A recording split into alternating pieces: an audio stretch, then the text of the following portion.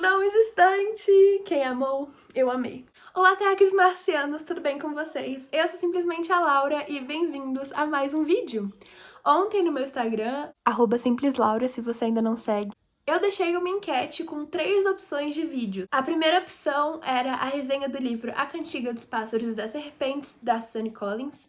A segunda opção era uma bookshelf tour pela nossa estante nova. E a terceira opção era uma burlada no sistema, que eram os 2 vídeos dessa semana. Vocês optaram pela terceira opção, sendo a resenha no sábado e a bookshelf tour no domingo. Hoje é sábado, então eu finalmente trouxe pra vocês a resenha do livro A Cantiga dos Pássaros e das Serpentes. A Cantiga dos Pássaros e das Serpentes, ou The Ballad of Songbirds and Snakes, foi lançado em maio nos Estados Unidos, então eu tô bem atrasada nessa leitura. Eu não sabia que a Suzanne Collins tinha publicado esse livro, eu não sabia muito sobre, até meu irmão me falar que esse livro existia, e eu fiquei super empolgada pra ler. Então fiz uma festinha na Amazon e uma das compras foi esse livro. Quando a Suzanne Collins anunciou esse spin-off, várias teorias surgiram sobre o que falaria esse livro e afins, mas hoje sabemos que esse livro conta a história, os antecedentes e a adolescência do presidente Snow.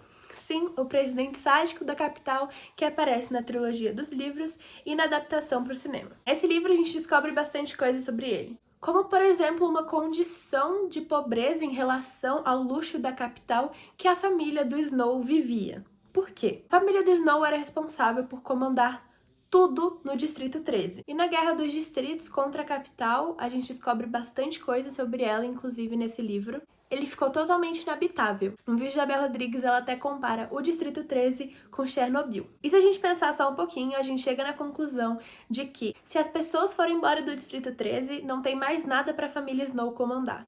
Então, quando isso acontece, eles acabam ficando em uma condição que não é o padrão da capital. Quando eu li esse livro, eu optei por não ver nenhuma resenha antes. Então, quando eu fui ler, eu tava com medo da Suzanne Collins criar uma empatia pelo presidente Snow. Um ser tão sádico e psicopata mesmo, que é mostrado na trilogia, né, que marcou muita gente. Mas desde o começo isso não acontece. A gente tem falas muito fortes do Snow desde o começo e um comportamento um tanto quanto esquisito, assim. Então ele tem esse negócio de querer impressionar todo mundo e se preocupar muito com as aparências, mesmo em alguns momentos passando fome. Então é uma coisa bem complicada. A gente tem aí um desprezo do Snow por outras pessoas, assim. Sempre, desde o começo do livro, se colocar como superior.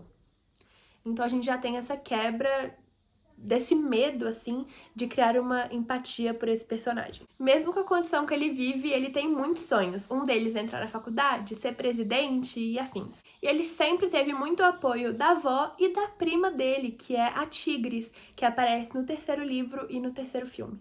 Então, por isso que ele tem esse comportamento de querer impressionar as pessoas e de falar com todo mundo e ser gentil com todo mundo, para ele conquistar esses sonhos mesmo sem o dinheiro que ele precisaria para tal. A nossa história tem um estopim no momento em que uns alunos da escola do Snow são convidados para meio que ajudar a projetar os Jogos Vorazes daquele ano.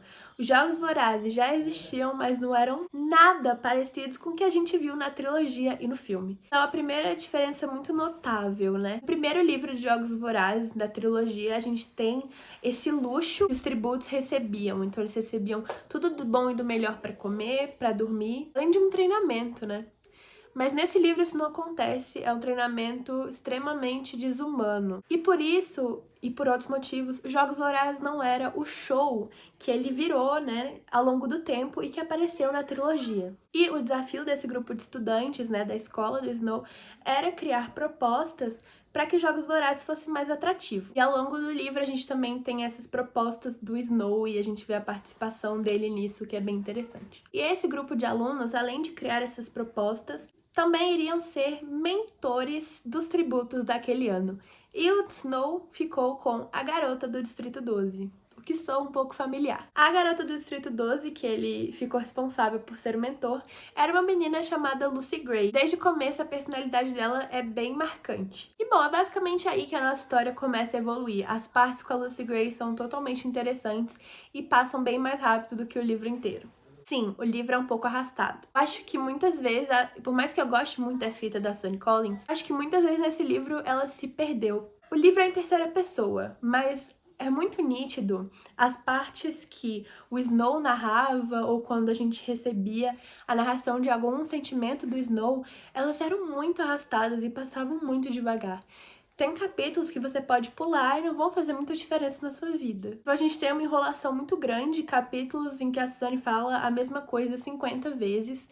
Isso me incomodou um pouquinho nesse livro. Foi um dos fatores pela minha leitura atrasar bastante, assim. A gente também tem um desenvolvimento ali de um leve romance entre a Lucy Gray e o Snow. Não vou dar spoilers de como esse romance desenvolve e afins, mas ele existe. No momento em que esse romance desenvolveu, a Lucy Gray era tipo um apoio para os pensamentos do Snow, sabe? Então, nunca foi afeto, e eu acho que isso fica bem claro no livro também. No começo eu fiquei, nossa, será que vem aí? Mas depois você começa a perceber que ele é um sádico desde sempre, sabe? É um romance um pouco desnecessário, assim, mas é algo que ajuda até a fluir o livro e a construir a própria personalidade do Snow. Um desenvolvimento ali de personagem.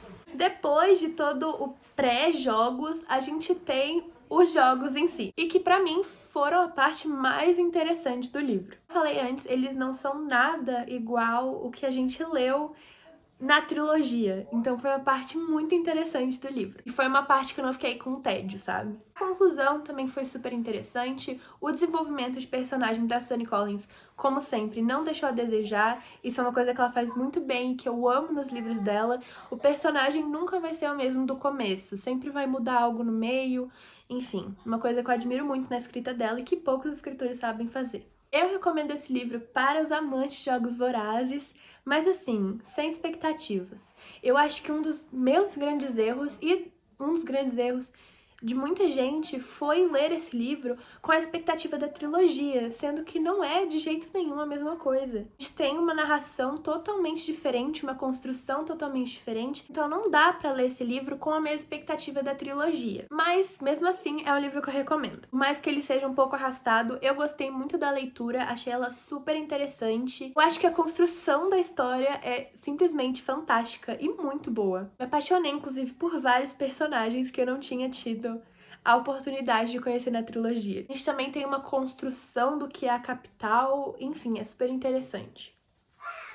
Esse livro, inclusive, vai virar filme e vai ser o mesmo diretor dos filmes da trilogia original. É isso, gente. Essa foi minha resenha do livro A Cantiga dos Pássaros e das Serpentes. Eu espero que vocês tenham gostado da nossa resenha do livro A Cantiga dos Pássaros e das Serpentes. Não esquece de deixar o like, se inscrever aqui no canal e me seguir lá no Instagram, porque eu sempre tô postando um pouco de stories lá.